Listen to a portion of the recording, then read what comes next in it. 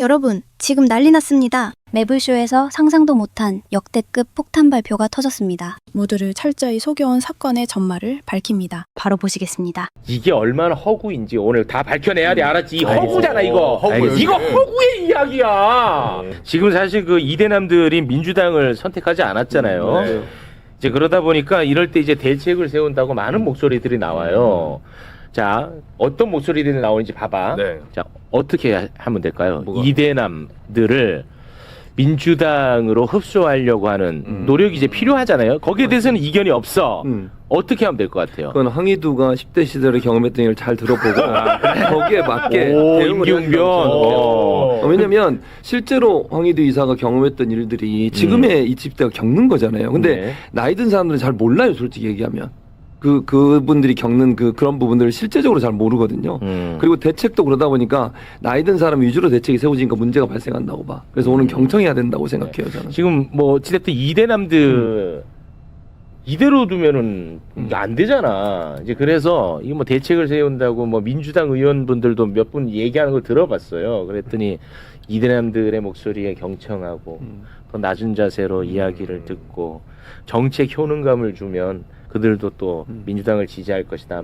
얼핏 보면 또 뭐 그럴 듯해 보이잖아. 큰 틀에서 뭐 틀린 얘기는 아니지만은 이게 얼마나 허구인지 오늘 다 밝혀내야 돼. 알았지? 이 알겠습니다. 허구잖아 이거. 허구예요, 이거 이게. 허구의 이야기야.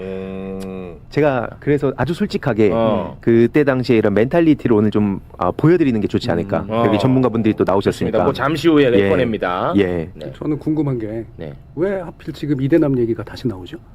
아 이번에 뭐 서울시장 선거 그 연령별 득표를 보면은 뭐 이대남들이 항상 있어 왔지만 이번에도 또 역시 그게 언론에서 굉장히 또 주목을 하더라고요. 그러니까 저는 그게 프레임이라고 생각해요. 어, 뭐 이번에 새로운 현상 아니잖아요. 그렇죠. 그리고 이번에 특히 서울에만 그런 현상이 나타났다면 대구에서 나타나고 있는 20, 30대의 새로운 민주당 지지 분위기는 그럼 왜 폄하돼야 돼요? 그러니까 맞아. 이거는 되게 경기도는 또 다르거든요. 다르죠. 예. 그러니까 이미 있었던 일 가운데 서울의 패배의 원인을 20, 20대의 어떤 극우화로 잡는 건 정말 쓸데없는 분석이라고 생각합니다. 역시 여기는 좀 다른 얘기들 예. 나오잖아. 이게 허구라는 거를 빨리 깨달아야 된다는 거야. 이런 거를 또 앞으로 엄청나게 활용할 애들이 또 존재해요. 정치권에. 이준석 같은 애들.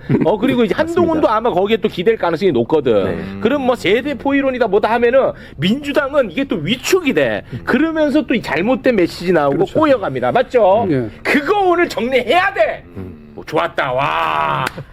우리 최진봉 교수님 만나면 더 낮은 자세로 이대남들의 목소리를 듣고 정책 효능감을 주면 그들도 이거 허구야. 예를 들어서 코스피가 5천 되기 전에는 네. 이재명 대통령이 후보 시절에 5천 공약할 때 걔네들이 했던 말이 뭐냐? 극우놈들이 5천 가면 독재해도 된다. 뭐 이런 얘기 했었지? 맞습니다. 맞지? 그런 얘기까지 했었어요. 네, 자료가 있죠. 맞지? 그거 한번 보여줘봐. 얼마나 짧게만 허구인지. 보여드리면 네. 허구야. 2번. 예, 2번 사진 보여드리면 본인들이 했던 얘기들이에요. 코스피 5천만 찍으면 독재에도 인정한다. 아, 진짜 써봐. 그러네. 지금 이제 막 9천만 얘기 나오니까 이게 다들 익숙해져서 그런데 그때는 5천 간다는 거 다 거짓말이다. 평론가나 정치인들도 다 그 얘기했잖아요. 그렇습니다. 그러니까 이게 안 될 거라 생각하고 저런 얘기들을 했었는데 네. 문제는 이제 아까 정준희 교수님 말씀처럼 이걸 너무 이제 그 과대 해석을 해서도 안 된다 보는데 네. 특히 이 온라인 공론장에서 그럼 어떤 일들이 벌어지는지 그러니까 지금 여기서 뭐 경청하겠다 하면서 그들한테 주도권을 넘겨주면 그렇지. 어떤 일들이 벌어지는지 와. 요걸 이제 오늘 좀 말씀드리려 합니다. 와 진짜 너무 중요한 그렇죠. 테마 아닌가요? 네, 왜냐하면 여기서 다 꼬일 수가 있어. 얘네들이 뭐 극우적인 발언을 하고 극우적인 행태를 하는 것들에 대해서 주도권을 넘겨줘서 거기에 빨려 들어가면 그럼 그들은 민주당에게 표를 줄 거냐? 세상은 망가지지 오히려. 저는 맞습니다. 그게 문재인 정부 말기에 나타났던 이미 겪었던 현상이라고 봐요. 아, 그때 뭐 문재인 정부 말기에 그 갑자기 뭐 서울시도 재보궐선거 들어가고 그리고 무슨 여러 가지 인국공 사태는 물론 초기에 있었지만 그 후기에 보면은 그 LH 사태라든가 이런 것들로 이제 표출된 뭐 부동산 민심이라든가 네. 이거를 20대에 뭔가 특화된 정책이 나오면 달랠 수 있을 것처럼 착각했단 말이에요. 아, 네. 한번 경험이 있네요. 근데 또 그쪽으로 갈 가능성이 지금 굉장히 높아졌어요. 그쵸. 지금 다 이대남 얘기하는 거 아시죠? 굉장히 그냥 상황이 벌어진 거를 저는 오히려 모면하려는 마음이 그런 걸 만든다고 봐요. 그러니까 이 사태의 정확한 원인을 분석하다 보면 다 자기들한테 화살을 쏴야 되거든요. 아, 근데 그 화살을 피해 가려고 하는 심리가 특정 어떤 집단의 어떤 성향에 대해서 이 문제 삼고 그거에 대해서 집중을 하면 마치 문제를 해결할 것처럼 그런 식으로 착각하는 프레임을 만들고 있다고 생각합니다. 의도적이든 비의도적이든 간에. 굉장히 한 대 세게 맞은 느낌이죠. 오늘 낮에도 이거 이대남 설득해 하고 왔지. 이 하고 왔어. 진짜. 하고 왔어. 근데 이미 한 번 실패 사례가 있다는 거야. 문재인 정부 말기 때. 네. 오케이. 자, 그러면 일단 우리 예. 황희도 네. 이사님. 일단 17번부터 이제 시작을 하면 좋을 것 같은데 이제 문재인 정부 때 이제 교수님 말씀처럼 몇 가지 사안으로 이제 우리의 머릿속에 딱 그 대표적인 사례들이 남아 있어서 그렇지 과거 이제 제가 솔직하게 오늘 10대 시절로 돌아가서 말씀을 드린다고 했잖아요. 네. 그래서 요 사진은 뭐냐면 제가 프로게이머 시절에 임요한 선배한테 졌을 때 네. DC나 이런 데 난리가 났었어요. 당시에 이제 실시간으로 한 80만 명이 영상을 보고 곰TV가 터졌거든요, 그때. 그래서 커뮤니티 죄다 이제 저에 대한 조롱이었는데 2010년이네요. 예, 2010년입니다. 그때 당시에 제가 요 무렵도 그렇고 프로게이머를 준비한다고 했던 시절 학교 다니다가 제가 자퇴를 했는데 그때 멘탈리티가 어땠냐면 너무 그러니까 사회에 대한 분노가 컸어요. 왜냐면 프로게이머 한다고 할 때 다 무시하고 선생님, 뭐 친구들, 뭐 친척들 다 무시했거든요. 게임 페인이라고. 네, 게임 페인이라고. 그러면서 이제 게임 막상 했는데 또 제대로 안 되고 조롱만 당하니까 이 분노가 이제 어디로 향했냐면 일단 온라인 공간으로 이제 옮겨갑니다. 왜냐면 실제로 제가 사회에서 어떻게 할 수 있는 게 없으니까 그 분노들이 응축돼가지고 온라인 공론장에서 제2의 자아를 만든 거죠.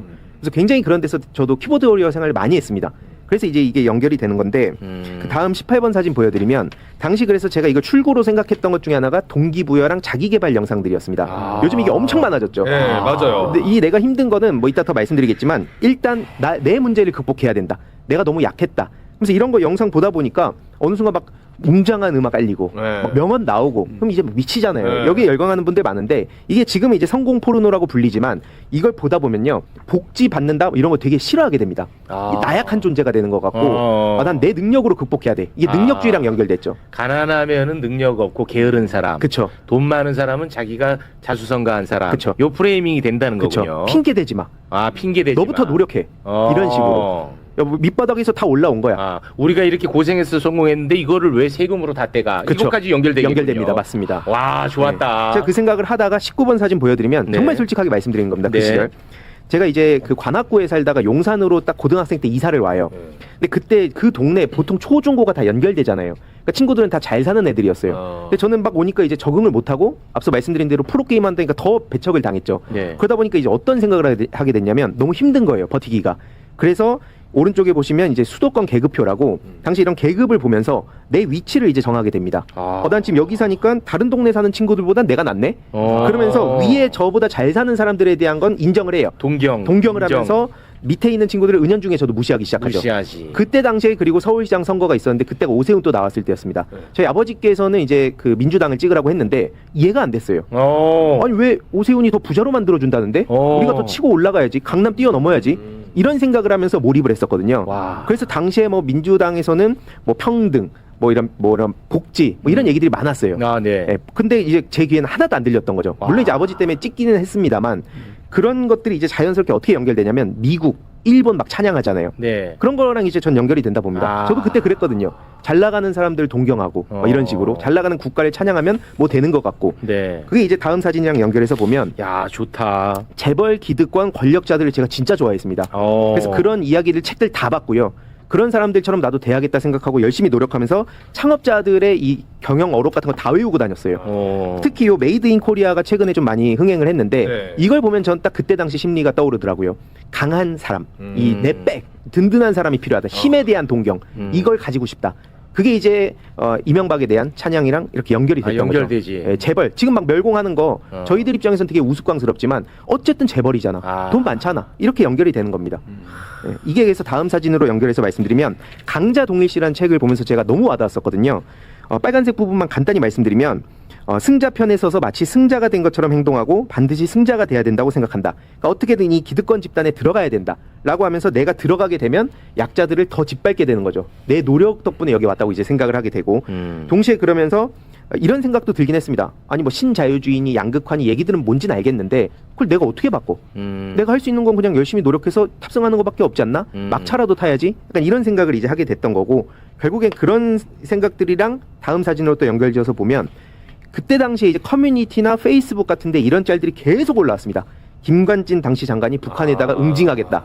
뭐 성재기 남성연대 계속 페미니즘에 대해서 얘기하고 막 참교육했다는 영상 계속 올라오고. 그래서 이걸 보면서 저도 반좌파 성향이 굉장히 강했어요. 그러니까 뭐 문재인 정부 때 이후로 갑자기 반좌파가 이렇게 늘어났다라고 얘기하는 것도 있지만 저는 그러면 어떻게 설명할 거냐 이거죠. 그때 당시에 저뿐만 아니라 주위에 같이 이런 커뮤니티하는 중거 집단에 있는 친구들은 대부분 다 반좌파였습니다. 좌파라는 단어만 들으면 되게 부끄러워하고 쪽팔려 했어요. 네, 이런 식으로 이게 계속 연결이 되는데 그런 의미에서 저한테도 뭐 페미가 문제다, 북한이 문제다, 586이 문제다 다 끊어내면 된다고 하는데 그걸 끊어내는 게 가능할지도 모르겠지만 그걸 한다고 해서 과연 그러면 지지를 해줄 거냐? 전 그걸 묻고 싶은 겁니다. 전 그때로 돌아가면 그렇게 한다고 안 찍거든요. 그냥 데리고 장난을 치죠. 네, 그런 것들이 연결되고 사실 23번으로 넘어가면 이 얘기들이 엄청 퍼졌던 것도 제 주변에 영향을 많이 미쳤었습니다. 저도 그렇고 친일하면 3대가 응하고 독립운동하면 3대가 망한다. 이런 이야기들을 보면서 어차피 좋은 일 해봤자 뭐 정의가 밥 먹여줘? 이런 생각을 하게 되고 그러면서 그런 지점에서 이제 이재명 대통령께서 최근에 민주주의가 밥 먹여준다는 사실 증명해야 된다. 이게 굉장히 중요한 워딩이었습니다. 이게. 그리고 이런 이야기들이 사라지게끔 해야 된다는 쪽으로 방향을 설정하신 게 굉장히 전 중요한 포인트라 요 서사를 계속 잘 살려가야 된다고 보고요. 네. 요 서사를 살리면서 예. 온라인상에 있는 그 일베들 예. 그거는 또 박멸 투트랙으로 가져야 됩니다. 맞습니다. 맞죠? 확실하게 가야 됩니다. 그거 확실히 가져야 돼. 예. 그거를 확실하게 이게 범죄화만 해야 돼. 맞습니다. 우리가 제도에서 예. 이런 것들을 계속 놔두니까 이게 재미가 되고 문화가 되고 이게 양지로 올라오게 되는. 맞습니다. 맞죠? 맞습니다. 이걸 아주 짧게 그냥 쭉 말씀을 드린 건데 다른 분들 자기들 식으로 이놈들이 아주 그 동경하는 게 전두환이잖아. 그 식으로 온라인상에 탱크로 밀어버려야 돼. 그 범죄에 대해서만큼은. 제가 짧게만 그러면 24번만 보여드리고 말씀 넘기면 실제로 눈치를 많이 보시네. 왜냐면 워낙 또 중요한 말씀들을 많이 듣고 싶으실 거기에 것 이제 같아서. 또 이제 들어갈 테니까. 네. 24번 보여드리면 이게 사실 그 이명박 재평가가 지금 돌아다니고 있어요. 이게 그 정치권에서도 이걸 알아야 된다 보는데 전두환 얘기 나오면 뭐 이승만 얘기 나오면 야 저런 거 어떻게 재평가하겠냐 이랬던 거 불과 몇 년 전이거든요. 지금 대놓고 스타벅스나 막 대기업 껴가지고 그런 맞아. 얘기대로 양지화 나왔잖아요. 하잖아. 그렇지. 이명박 얘기도 지금 커뮤니티 일각에서 도는 거지. 사실 이것도 상상을 못 하셨을 겁니다. 맞아. 이런 얘기 도는 거. 네. 막 각하한테 편지 보냈다 답변 받았다 이런 얘기 돌고 있고요. 이게 야금야금 이번에 이명박 박근혜 또 돌아다녔죠. 그렇습니다. 조만간 윤석열보단 얘네가 낫지 않아? 그렇지. 그래서 여기도 합리적이라고 띄워줄 거예요. 맞습니다. 100% 이제 양지로 나옵니다. 이런 맞습니다. 식으로. 그럼 어느 순간 다시 정의가 그렇게 무너지는 거죠. 그렇지. 요 정도. 이미 좋은데 지금. 너무 흥미로워요. 주변 분들 이제 워낙에 그 대단한 분들 많이 나오시니까 눈치를 많이 보네. 왜냐면 사실 다루고 싶은 게 다른 게 많은데 오늘 못 다룰 것 같아요. 아니 오늘 다룰 수 있어요. 그래요? 네. 예. 자, 눈치가 너무 많이 보여서 그러니까 네. 정준희 교수님. 근데 저는 이게 이제 본인의 자기 고백이잖아요. 네. 그리고 현재의 극우화된 20대 내지 30대 일부 그룹까지가 어느 기원을 가지고 어떤 심리적 메커니즘으로 현재까지 오게 됐나를 설명해주는 어떤 그 방식으로서는 유효하다고 생각을 해요. 그런데 저는 이제 이들이 어떤 그런 구체적으로 어떤 식으로 행동하느냐. 예를 들면 이명박을 띄운다고 해서 이명박을 진심으로 존경할까요? 예를 들면 이승만이나 박정희나 이런 사람들을 일부 표상으로 삼는다고 해서 네. 그들이 표방하는 어떤 철학이라든가 나름의 정치적인 어떤 경향을 자신의 것을 학습하고 있을까요? 그건 또 아니에요. 저는 아니라고 봅니다. 수단으로 사용하는 거. 이들은 체계가 없어요. 사고의 체계가 없어요. 그러니까 이른바 철학이라고 부를 만한 나름의 가치관이라고 부를 만한 것들을 탄탄하게 구성하는 집단이 아닙니다. 기본적으로 굉장히 반대급부로 구성되어 있는 집단이에요. 그럼 이 반대급부를 하기 위해서 필요한 수단이죠. 이명박은. 그러니까 윤석열은 날아갔으니까. 이제 없으니까. 기껏 찾아내는 거예요. 이명박이라든가 뭐 예전에 전두환이라든가 이런 걸 찾아내고 그거를 빌미로 삼아서 그 깃발 밑에 모여 있을 뿐이지 그것으로 표방되는 어떤 가치를 체계적으로 습득한 그런 집단은 아니라고 생각하는 게 좀 맞다고 봐요. 근데 이번에 그 20대 의 표심이 서울하고 이 경기도가 좀 다르지 않았습니까? 잠깐 보고 갈까요? 서울 좀 소개를 한번 해주시겠습니까? 요건 이제 어찌됐든 출구조사를 근거로 해가지고 만들어진 겁니다. 이게 100% 정확한 건 아닌데 이것도 조심해야 되는 게 사전투표에 참여한 만약에 20대였다면 성향이 꽤 달랐을 거예요. 그러네. 그리고 본투표뿐이 출구조사는 안 되거든요. 네, 그래서 저는 출구조사가 점점 사실은 좀 조심해서 바라봐야 되는 수단이 되고 있다라고 저는 느끼는데 그렇긴 하겠네. 출구조사를 계속해야 되는 이유가 실제 투표하고 난 다음에 인구 비례상 어느 지역에서 어떤 성별이 누가 어떤 뭐 10대, 20대가 얼마나 투표했는지 알 수 있는 데이터가 출구조사뿐이 없거든요. 그래서 지속해야 될 이유가 있는 거예요. 하지만 점점 출구조사는 보편성을 담보하기가 굉장히 어려운 수단이 되고 있어요. 사전 투표했으면 진짜 좀 다르겠다. 다르겠네. 보통 본투표, 사전투표 성향 자체가 일단 다른데 이대남은 더 크게 아주 드라마틱하게 다를 가능성이 높겠네요. 네, 물론 이제 보정 과정 속에서 이제 전화조사나 이런 걸 통해 사전 투표에 참여한 10대나 20대 등에 대한 어떤 조사가 일부 투영돼 있을 거라고는 생각을 합니다만 이거를 가지고 마치 그 어떤 보편적 수치로서 이렇게 취급하기 시작을 하면 저는 상당한 오류가 생긴다고 생각합니다. 그래요. 그러면은 서울하고 지금 경기도를 조금 비교해서 이야기를 나눠볼까 했는데. 그러니까 물론 비교는 가능하죠. 절대적인 수치로 보면 안 되죠. 네, 그 서울 일단 다시 한번 좀 띄워주시겠습니까? 서울 같은 경우는 저 2대 남녀가 오세훈에게 손을 들어줬어요. 특히 그 이대녀는 조금 더 이대녀는 뭐 그렇긴 합니다만 2대 남은 압도적이고 그리고 네. 3대 남녀. 3대 남녀는 요게 아주 특이한 지점이거든요. 네, 오세훈 쪽으로. 자, 그런데 경기도는 또 양상이 달라요. 예. 경기도로 보면은 이대남은 양양자 쪽으로 갔지만 거의 비슷하고 2대녀, 3대녀는 뭐 압도적 추미애입니다. 네, 압도적 맞아요. 추미애. 압도적. 예, 이건 뭐 성별 이슈도 없어요. 두 분 다 여성이니까 후보자가. 요건 어떻게 봐야 돼요? 이 차이도 물론 요건 차이를 보는 거니까 객관적인 수치라기보다는 차이 정도? 이 차이가 서울하고 경기도에서는 왜 이렇게 나타날까? 자, 짐작해 보건데 서울에 있는 20대, 30대는 자갈까요? 아니요. 아닐 가능성이 높을 것 같아요. 네.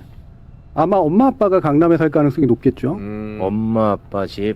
예. 그렇죠. 그러니까 20대, 30대에서 40대 이르는 이 과정에서 서울에서 이제 잡히는 이 표심의 상당 부분은 자가를 소유하고 있거나 뭔가 관련돼 있는 사람들이기보다는 자기가 속한 가족의 계급성을 넘겨받고 있을 가능성이 높아요. 네. 그러면 그 강남에서 뚜렷하게 나타나는 아주 강보수적 성향이 20대에게 이전되리라고 보는 거는 충분히 가능합니다. 네. 그런데 예를 들면 30대에서 아까 보면 이제 좀 이상하잖아요.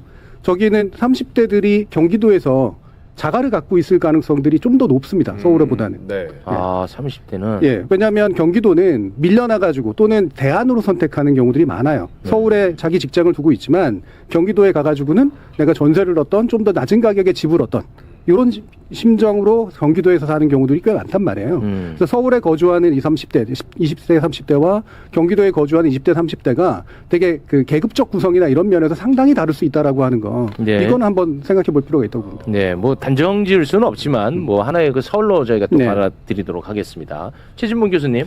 그러니까 지금 정준희 선생님이 얘기했던 부분도 의미가 있다고 생각하고요. 기본적으로 저는 이제 이런 부분도 봐야 된다고 해요. 황희도 이사가 얘기했던 것처럼 이 뭐랄까요, 그 성공지향적인 실용적인 이런 부분들도 적용을 하지만 그래도 20, 30대도 자기 나름대로 판단할 수 있는 정치적 지향점 분명히 있다고 생각해요. 그게 가족으로서 영향을 받았든 아니면 본인이 교육을 받았던 교육의 내용에 영향을 받았던 그 정치적 이데올로기는 형성이 될 수 있는 거잖아요. 그런 부분도 저는 일정 부분 작용했다고 생각해요. 특히 30대 같은 경우에는 그럴 가능성이 높다고 보는. 그러니까 자기의 이익적인 측면도 있지만 이념적이고 가치 지향적인 부분에 있어서 서로 판단할 수 있는 능력을 갖고 있는 거니까 이 부분이 어느 정도 지역에 따라 약간 편차가 있지 않나는 생각이 들어요. 그러니까 경기도는 전통적으로 이제 진보가 좀 더 강하고 이재명 대통령을 배출한 지역이기도 하잖아요. 그곳에 사는 분들이 가족의 영향이든 여러 가지 영향을 통해서 정치 지향적인 부분도 진보적 성향이 있을 수 있다고 저는 보거든요. 네. 그러니까 이 두 가지가 합해졌다고 봐요. 어느 하나로만 얘기하기 좀 어렵다. 예를 들면 단순히 그냥 경제적 이익이나 자기의 어떤 이익의 관점에서 보는 것도 플러스해서 이념적 지향도 영향을 미쳤을 가능성이 있다고 보여져요. 지역별로. 네. 말씀처럼 그래서 이제 그 지역의 20대, 30대는 그 지역의 20대, 30대일 거다라고 전제를 하고 그걸 가지고 왜 이 20대, 30대는 이 지역마다 이런 식의 성향을 보일까 만약에 분석하려면 단순 분석하면 안 된다는 겁니다. 예, 여기에 배경으로 작동하는 건 적어도 4-5개 이상의 변수가 있을 거예요. 근데 저는 이거를 가지고 그래서 비교를 하는 게 저는 큰 의미는 없다고 생각을 하는 부분이에요. 네, 알겠습니다. 그 여론조사 전문가 입장에서 정원호 후보가 선택받지 못한 핵심적 원인 분석이 좀 되고 있습니까? 그 여러 전문가들의 분석이 어제 오늘 기사가 났는데 일단 부동산 관련된 그건 이따가 부동산 전문가 나옵니다. 그런 부분들이 있고 부동산 이슈. 이제 오세훈 시장 측에서 정원호 후보한테 네거티브 이제 공세를 했던 게 뭐 해외 여행 과정에서 뭐 이런 여성과 관련된 논란들이 단기적이지만 20, 30대한테 영향을 미쳤다 이렇게 분석을 하는 분들도 계시는데요. 일단 4년 전하고 이번 아까 보셨던 출구조사 이 성연령 분석을 보면은 여성은 민주당 20, 30대 여성은 민주당 지지율은 크게 변함이 없었습니다. 그때도 60%대였고 지금도 민주당이 60%. 남성은 그때보다는 국민의힘 지지율이 한 10%포인트 20대 같은 경우 당시에 65%였는데 4년 전에는 이번은 55.8%. 물론 그때는 4년 전에는 국민의힘이 압승할 때입니다. 윤석열 대통령 출범 이후기 때문에 그런 요인 때문에 그런 것 같고 실질적으로는 여성은 변화 없었고 남성은 조금 줄어들었는데 그때는 윤석열 집권 초기 이번에는 이재명 대통령 집권 초기이기 때문에 나타난 현상. 그래서 크게 변화는 없다 지금 이런 상황이. 여론조사상으로는 그렇게 읽혀지고요. 저도 지금 20, 30대 이 데이터를 계속 보고 있는데 정 교수님 말씀하신 대로 여러 요인들이 복합적으로 작용한 거지 이게 뭔가 단순하게 얘기하기는 좀 어려운 상황인 것 같고. 제 허접한 분석 한번 좀 들어주시겠습니까? 네. 뭐 정원호 후보가 인지도에서 뭐 떨어졌다, 뭐 등등 굉장히 뭐 부동산에서 밀렸다, 뭐 엄청나게 많은 분석들이 나오고 있는데 제가 좀 어줍지 않게 분석을 좀 하자면 일단 두 가지식으로 말씀을 드리겠습니다. 민주당답지 못한 캠페인 때문에 민주당 지지자가 다 정원호에게 가지 못한 것 같아요. 그 제가 데이터를 좀 보면은 서울시장하고 구청장을 달리 선택한 경우가 있었어요. 교차 투표. 예, 서울시장은 오세훈을 찍었는데 구청장에 있어서만큼은 민주당을 찍은 곳들이 있거든요. 그게 이제 영등포하고 동작입니다. 예, 영등포 동작. 영등포에서 오세훈을 찍었잖아요. 시장은. 50.5. 그렇죠. 그런데 구청장 선거는 달라요. 예, 혹시 있나요, 구청장? 조유진 구청장. 그건 준비가 안 돼 있나? 여기 있잖아. 있어요? 기초단체장 결과 지도. 여기 있는데. 구청장 읽어주세요. 누구예요? 이름? 이름은 안 나와. 예, 아무튼 이제 민주당이 됐어. 민주당이 영등포에. 자, 그리고 동작 한번 볼까요? 동작. 동작 득표율을 보면은 여기도 오세훈을 더 많이 뽑았네요. 그렇습니다. 49.56으로. 근데 동작 구청장은 민주당이 됐어요. 유사명이 구청장. 그리고 동작구는 근데 표가 갈렸습니다. 개혁신당하고 국민의힘하고. 그리고 결정적으로 제가 굉장히 주요하게 본 게 성동구예요. 성동구. 성동구는 정원호를 배출한 지역구 아니겠습니까? 네. 그러면은 성동구에서는 많이 나와야 되잖아. 그 성동구에서 주목을 받았고. 구청장 선거에서는 민주당에게 표가 많이 갔어요. 네. 성동구에서. 그런데 시장에게 덜 갔어. 오히려. 구청장은 53.48인데 예. 정원호 후보에게는 51.21로. 그렇습니다. 그래서 그렇죠. 구청 일을 할 때는 정원 후보가 인기가 많았잖아요. 그때는 뭐 인기가 좋았어. 뭐 성동구 잘 살려주고. 근데 이번에 캠페인 하는 걸 봤더니 민주당답지 않은데? 예를 들어서 부동산 정책 같은 경우는 이재명 대통령의 정책 방향과 정반대로 가지 않았습니까? 어떻습니까? 제 분석. 뭐 타당한 부분이 있다고 보고요. 특히 저는 타당. 성동구 비교 분석을 하는 게 되게 의미 있다고 생각해요. 네. 성동구에서 정원호 그 구청장에 대한 지지도가 70-80%까지도 나오고 막 그랬었어요. 그 구청장 할 때는. 네네네. 근데 시장 할 때는 훨씬 줄었지 않습니까? 확 줄었어. 네, 물론 그대로 쫓아갈 리는 없을 거라도 네. 충분히 생각할 수 있습니다만 다시 말하면 구청장으로서의 정원호를 평가하는 것과 시장 후보로서 정원호를 평가하는 게 경험해본 사람들조차 다르다는 겁니다. 네. 그리고 이거는 이제 민주당 색이 있느냐 없느냐의 문제하고는 저는 일단 좀 다르다고 보고요. 그 핵심적인 이유는 원래 서울시장은 현역대 도전자의 구도에서 현역이 언제나 유리했습니다. 네, 현역이 대부분이 훨씬 더 잘했어요. 네. 그리고 대부분의 이건 어느 나라든 간에 시장 선거에서는 현역이 보통 프리미엄을 얹고 가요. 그러면 이번에 오세훈 시장의 현역에 대해서 도전자로서의 정원호 후보자가 얻은 건 꽤 괜찮은 표입니다. 그 자체로 보면. 네.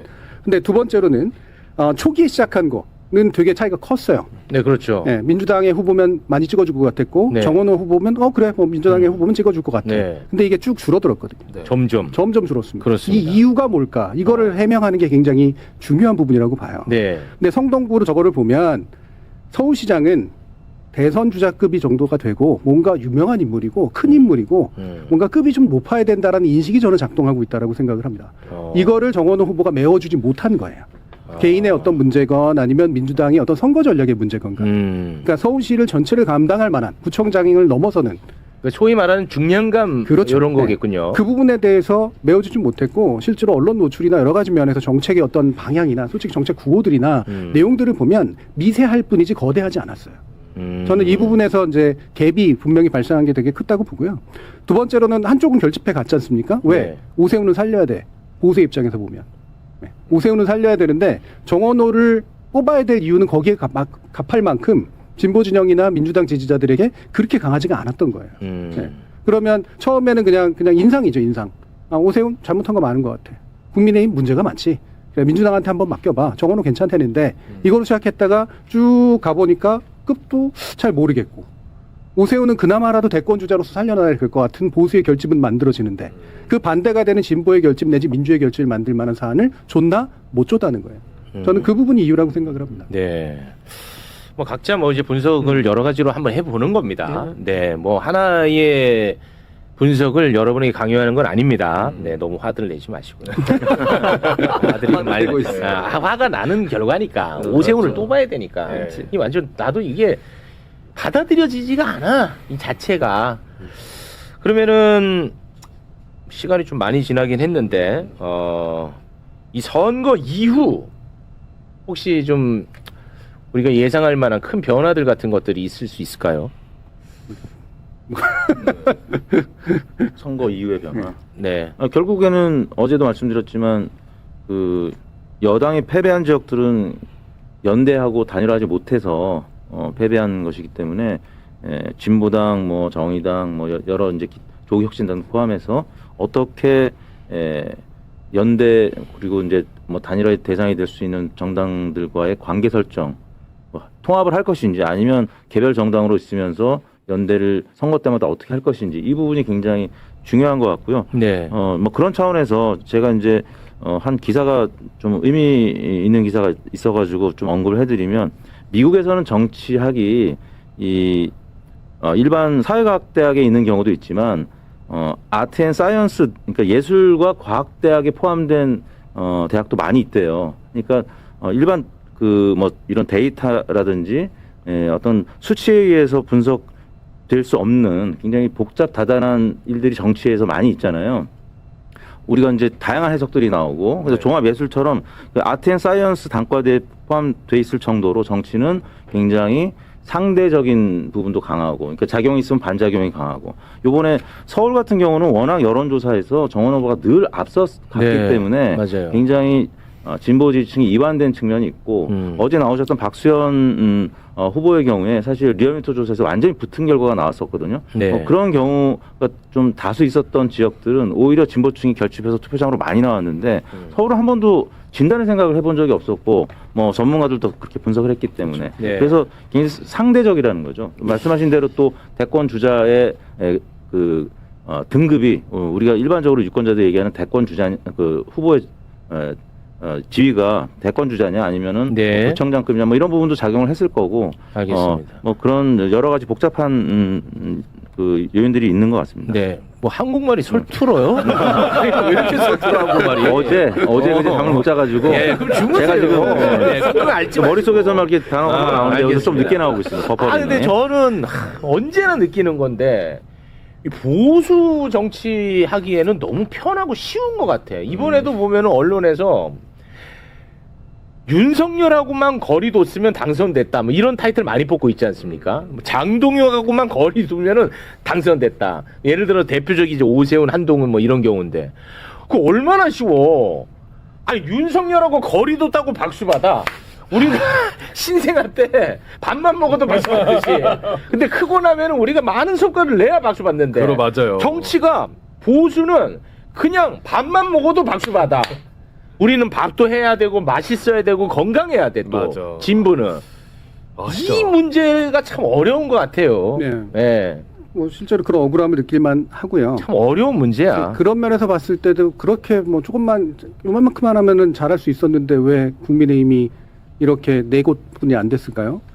그렇게 따지면 예. 그래도 여전히 민주당이 많이 이겼잖아요. 많이 이기긴 했죠. 네. 그러니까 부산에서도 기대만큼 못했을 뿐이지. 그렇습니다. 부산이나 경남에서도 상당히 잘했고. 부산을 한번 보여드려야 돼. 네. 이건 자랑할 만해. 부산 같은 경우는 네. 부산 시민분들도 위대한 선택했고요. 이거 봐봐. 그럼요. 예. 2022년에는 다 빨갛잖아. 그런데 근데 이렇게 바뀌었어. 진짜 그러네요. 예.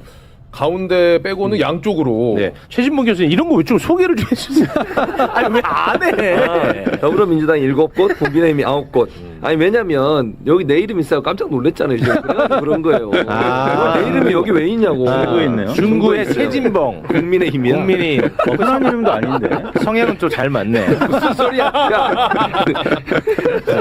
그리고 서울도 역시 완전히 딱 뒤집어졌거든요. 그럼요. 네, 네. 서울도 한번 좀 보고 갈까요? 서울도 구청장 선거. 2022년에 이제 민주당이 8개, 그다음에 17개가 국민의힘이었는데 반대로 구청장. 정반대가 됐어요. 정반대로 탁 예, 바뀌었어요. 17대 8로. 진짜 정반대. 그 엄청난 쾌거는 맞죠. 그렇죠. 그러니까 네. 서울이 이길 거라고 늘 생각했는데 진 거. 그리고 재보궐 선거에서 몇몇 한동훈. 그 한동훈의 진출이라든가 이렇게 도저히 받아들이기 싫은 일이 일어난 거. 난 진짜. 예. 그리고 대구나 경남에서 잘했는데 진 거. 뭐 이런 게 이제 가지는 네. 그 실망감이 엄청나게 커서 그렇지. 네. 현재로서는 국민의힘이 정책이 좋다면 국민의힘 사람들은 되게 싫어할 거예요. 아직도 자신들은 지옥을 경험하고 있다고 생각할 겁니다. 그럴까요? 솔직히 그렇죠. 다음 총선에 되게 힘들거든요. 이렇게 지방에 구청장 넘어가고 시장 넘어가고 그러면 총선이 굉장히 안 좋습니다. 그래서 총선이나 이런 정치하기에는 솔직히 좋지 않은 구도가 국민의힘한테 펼쳐지고 있는 건 맞아요. 네. 근데 전 이거를 지적해야 된다고 생각하는데 오히려 이제 약간 뒤집어 생각해 보면 국민들 또는 국민들의 다수 일부에게는 민주당이 이미 기득권으로 비추고 있습니다. 굉장히 강하다고 느껴요.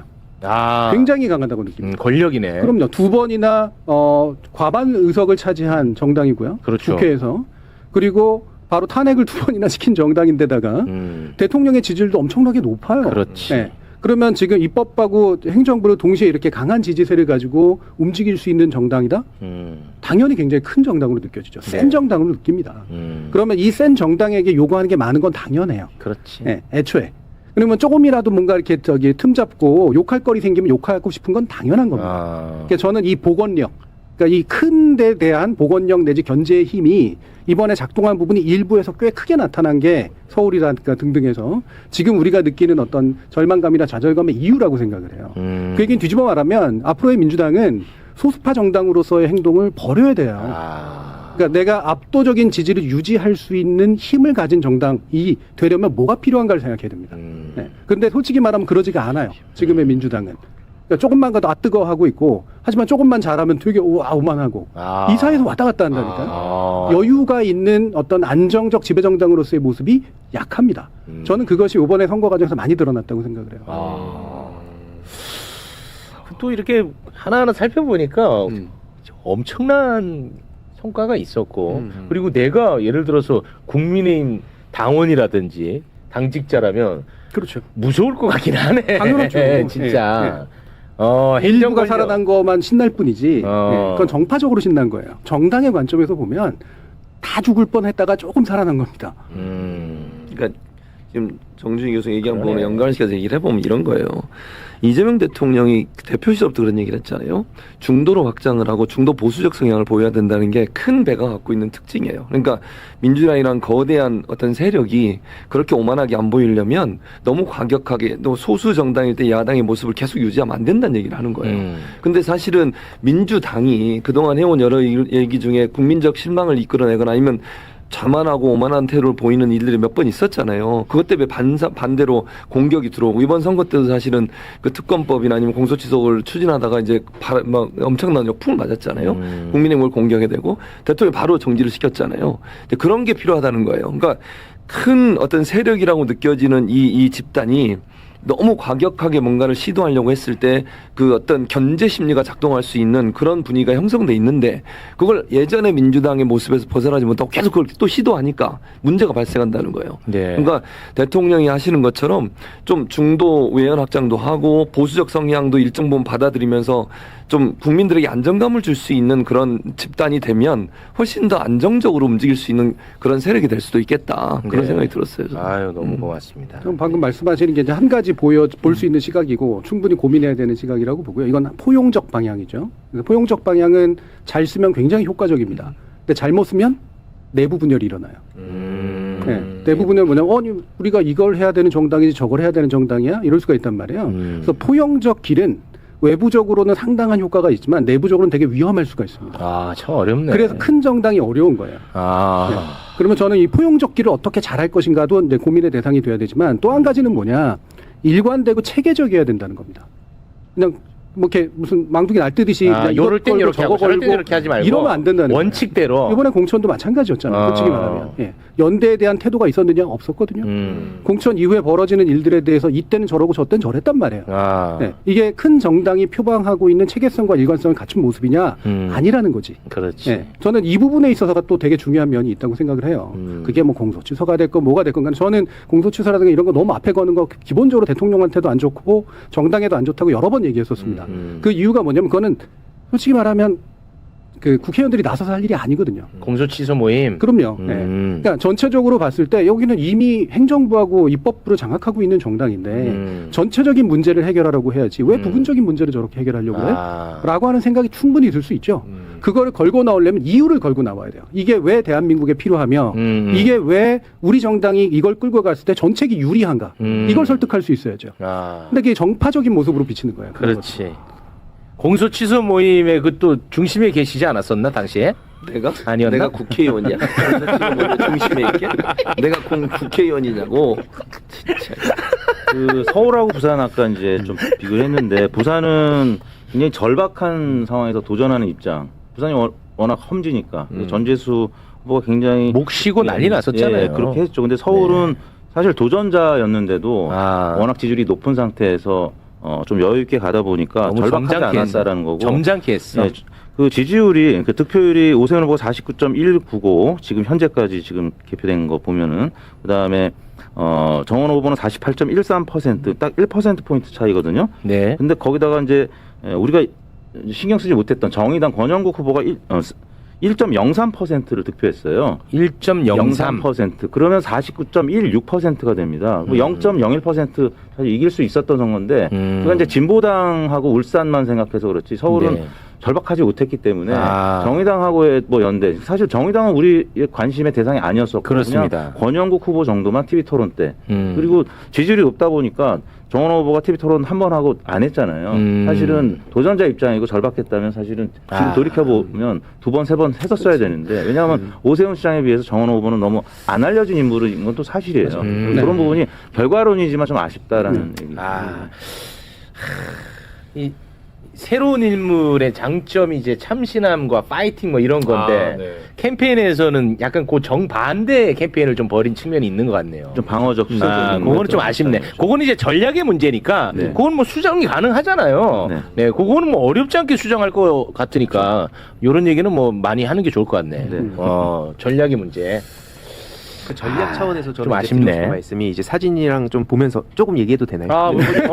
좀 하세요. 아, 지금 예. 아주 또 1번. 굉장한 분 한 분 나와 계시는데 빨리 하겠습니다. 빨리 하세요. 1번 보여드리면 이제 이 내러티브 공격이 무엇인가에 대해서 전 계속 얘기하거든요. 그러니까 이게 저들이 막 이 온라인상에서 공세를 펼치고 오프라인으로 이제 영향을 미치는 게 그냥 막 자연 발생적으로 튀어나오는 게 아니라 군사 작전하듯이 움직이는 겁니다. 실제로 세계 경제 포럼에서도 이걸 경고를 했어요. 한마디로 이거 어떤 똑같은 사안을 두고 해석을 어떻게 다르게 하냐에 따라서 완전히 이 세계관이 달라지거든요. 이게 이제 커뮤니티나 인스타 같은 데로 영향을 많이 미치고 있는데 특히 키워드 같은 경우에도 단순 반복적으로 확산시키면 예를 들자면 영포티 이 말만 딱 들어도 그 안에 사실 영포티란 세 글자지만 특정 방송을 보내 나이가 몇 살이네 어떤 정당에 다 담겨 있어요. 그러니까 매불쇼 들어가 있던데. 매불쇼 스냅백 쓰고 그렇죠. 그리고 그 모델이 나처럼 생겼던데. 맞아. 이게 저는 되게 무서운 거고 해외에서도 사례를 찾아보면 밈 전쟁이라고 합니다. 이게 전쟁에 비유해요 실제로. 근데 이걸 자꾸 저희는 대화로 풀어가자 정책으로 풀어가자 하니까 저희 이제 답답해하는 거고 아까 이제 그 팬코의 코스피 5,000 보여드렸잖아요. 네네네. 코스피가 지금 9,000을 찍으면 그러면 이들이 넘어오지 않을까? 뭐 청년 정책을 만들고 경제를 살리면 된다고 생각하지만 막상 저들 3번 사진으로 보여드리면 이렇게 반응합니다. 환율 얘기로 되받아쳐요. 그냥 프레임을 짭니다. 그럼 갑자기 맞지? 환율이 지금 나 이 모양인데. 그래서 과거에 민주당에서 환율 얘기했던 걸 갖고 와가지고 도배를 합니다. 참고로 지금도 실시간으로 무슨 선관위 관련한 거 도배가 되고 있거든요. 심지어 운영자가 삭제하지도 않았는데 야 왜 삭제해? 하면서 이게 정부가 검열하고 탄압한다는 허위 사실까지 유포되고 있어요. 이런 식으로 이어지고 있는 거고 4번 사진을 넘어가 보면 이게 정책도 중요하지만 정보 환경을 제가 계속 강조하는 이유가 화면을 보세요. 딱 뭘 의미하는지가 딱 직관적으로 보이잖아요. 이런 식으로 정치랑 무관해 보이는 뭐 게임이나 그러니까 10대, 20대, 30대들이 자주 보는 그런 뭐 주식이나 이런 유튜버들 인스타그램 하는 사람들이 다 저런 걸 계속 뿌리고 있는 겁니다. 그러니까 이게 저 같은 정치색이 묻은 사람이 여기랑 대응할 수가 없는 거예요. 왜냐하면 아무리 설명을 해도 아무리 팩트라도 쟤는 민주당. 그쵸. 야, 저희 진영주의 진영 논리 아니야? 이렇게 되기 때문에 그래서 저를 응원하는 좀 유명한 분들도 계시지만 최대한 말을 못하는 거예요. 나도 노무현 대통령 존경하지만 말은 못한다. 왜냐면 내 그 지지 기반, 내 구독자층이 그쪽이니까 실제 얘기를 못하는 거고 5번도 중요한데 온라인이 이렇게 환경이 조성된 것은 자연 발생 아니라고 수도 없이 말씀드렸습니다. 맞습니다. MB 때 이건 예. 공권력에 의해서 만들어진 겁니다. 그 얘기를 자주 해야 돼. 맞습니다. 예. 이게 심지어 이걸 되게 가볍게 그런 것도 있지만 하면서 또 지금 막 분석글들이 쏟아지더라고요. 저는 그럼 묻고 싶은 거예요. 이걸 자세히 봤냐고. 이 이명박 단순히 댓글 부대라 그래서 자꾸 댓글만 남기고 다닌다 생각하는데 우리 국민을 주적으로 삼고요. 심리전이라는 게 말 그대로 아까 그런 분열 요소 아까 말씀 주셨잖아요. 그걸 파고드는 겁니다. 전문적으로.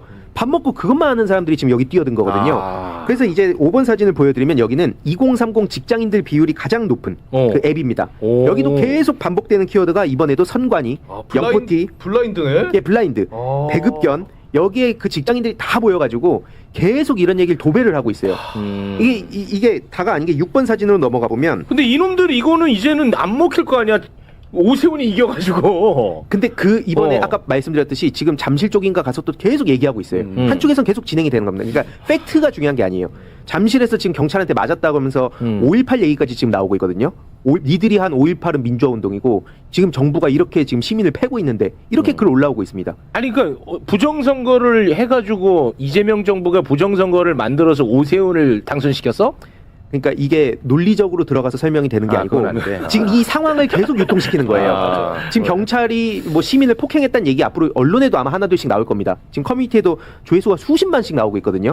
결국 이게 정부 검열 탄압 이렇게 연결되는 거고 6번 사진도 되게 심각한 게 이분은 이제 아이돌로 알고 있습니다. 그 프롬20라고 이번에 그 강릉시장이 되신 김중남 그 당선자의 아들이에요. 예. 그분 인스타그램으로 엄청 활동하셨잖아요. 댓글을 보세요.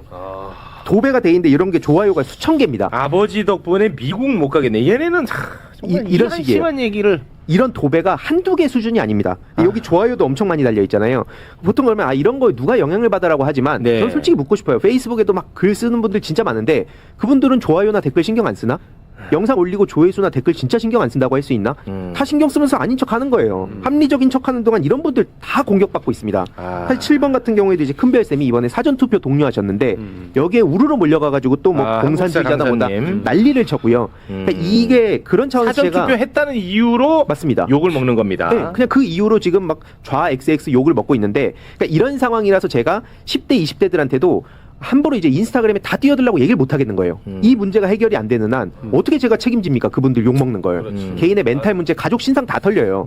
그래서 이게 결코 그 따로 볼 문제가 아니다. 다 연결된 거고 그런 차원에서 단기적인 백신 하나만 좀 말씀드리고 마무리를 하자면 그 다음 사진 보여드릴게요. 저들이 저렇게 떠들면 요 짤을 보여주면 임시 처방이 됩니다. 뭐야 이거? 여기 보시면 이제 이진숙, 뭐 박근혜, 윤석열 사전 투표한 거. 이제 이재용 회장도 저들이 찬양하는데 사전 투표한 거. 요가지 효과적이네. 그래서 이걸 두고 그냥 사전 투표하면 친중 종북 좌파라고? 그럼 윤석열도 약간 이런 식으로 하면 얘네가 그렇게 하면 되겠다. 그 사전 투표 얘기를 못 합니다. 일시적으로. 이진수까지. 네, 이런 대응 방안들이 사실 여러 가지가 있는데 좀 시간상 제가 좀 넘어가고요. 알겠습니다. 마지막으로 하나만 정리하고 마무리하겠습니다. 25번 사진 보여드릴게요. 오늘 이제 25개나 갖고 왔는데. 근데 오늘 워낙 대단한 분들이 많이 나오셔서 생략했습니다. 네. 요거 사실 다음에 기회 주시면 다음 주쯤에 좀 업데이트해서 말씀을 드릴 내용인데 오늘 가수 이승환 형님이 윤서인에게 칼을 빼들었습니다. 윤서인에게 이제 법적 대응에 나서는 건데 지금 일베 뉴라이트 논란이 지금 굉장히 많잖아요.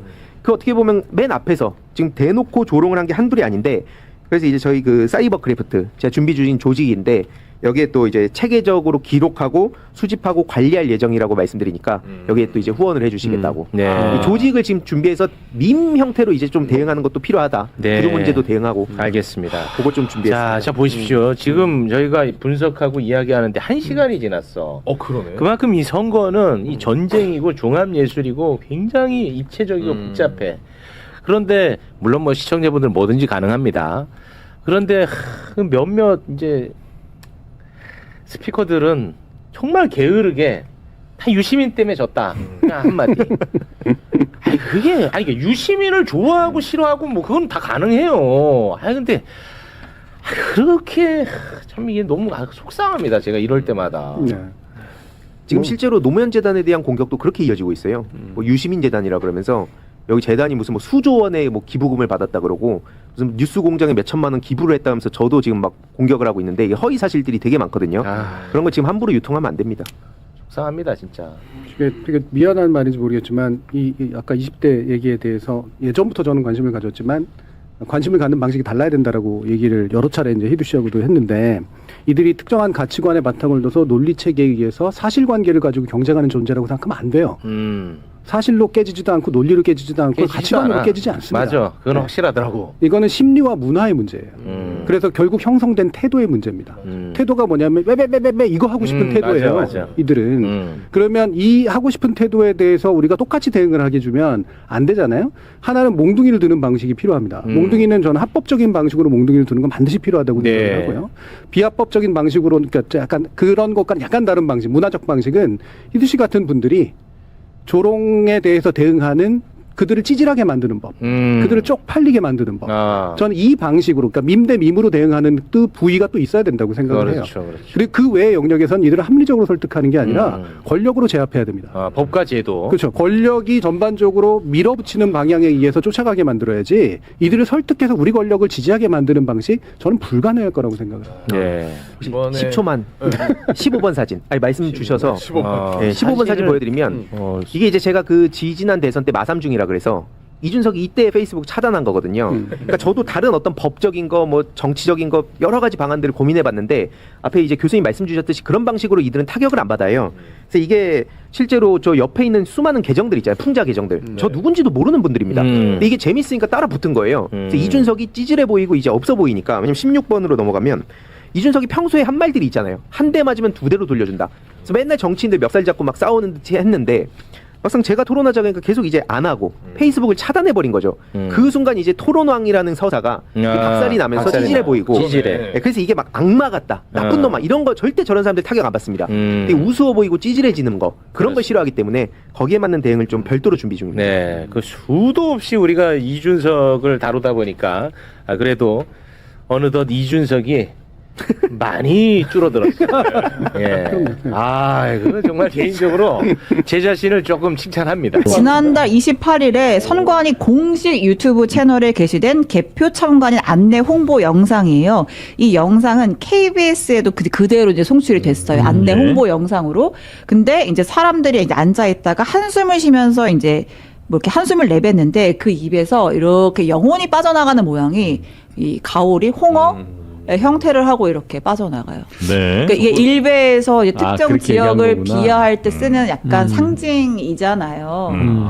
네, 곳곳에 일베가 숨어 있나라고 오인할 만큼 이게 정부기관에서 저렇게 아니 말풍선일 수도 있고 한숨일 수도 있는데 한숨이 어떻게 저 가오리가 홍어 모양으로 나가는지 제가 이게 불편해요.